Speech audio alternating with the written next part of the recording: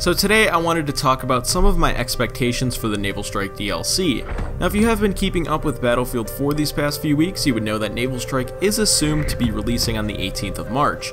Now that is roughly a week away, and this DLC has a lot to offer when it comes to variety. For one, we're getting 5 brand new weapons to Battlefield: the AR-160 assault rifle, AWS LMG, SR-2 PDW, SW-40 revolver, and the SR-338 semi-automatic sniper rifle. Now thanks to the Naval Strike patch, these weapons are able to be used if you are playing on a PC, and since I am still unfortunately waiting for mine, I have not gotten a chance to try them out yet. If you guys follow me on Twitter, I was talking about these 5 weapons a lot this past week.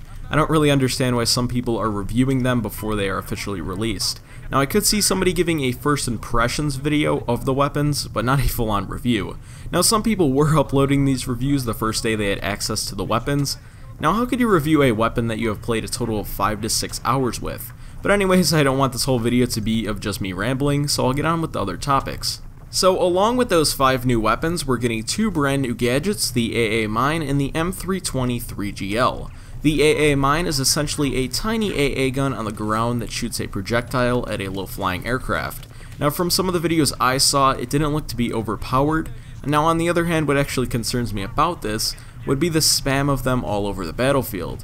If you have actually tried to fly in the game, you would know how easily it is to get shot down. Now this is solely due to the fact that there are too many lock-on launchers compared to Battlefield 3. Now a simple fix for this issue would be DICE reintroducing the below radar feature back into Battlefield 4. Now I'm confident that it would fix some, if not all, of the issues with flying attack helicopters, because as it stands right now, flying is nearly impossible due to the fact you get locked on by almost anything now. Now below radar simply made any lock-on capabilities non-existent when you were very close to the ground. Now although it didn't stop any incoming missiles, it served a great purpose to any pilot. So I really want to see DICE bring this feature back to fix the flying mechanics in the game. Now as for the M320 3GL, it does not appear to be overpowered. Basically, this gadget fires 3 grenade rounds similar to how an XM25 works. Now DICE did cut the damage for each grenade down to at least only 20 to 30%, so this means it would most likely take all 3 grenades to kill a single person with it. I was assuming this was the worst idea ever before I actually saw some footage of it in use. Now as for the big bad carrier assault, I have not seen any gameplay footage yet, but based on the tutorial I watched and actually made a video on, I'm confident that this game mode will be a fun alternative to Russian Conquest. Now essentially carrier assault combines the 2 modes into one, along with Titan mode from Battlefield 2142.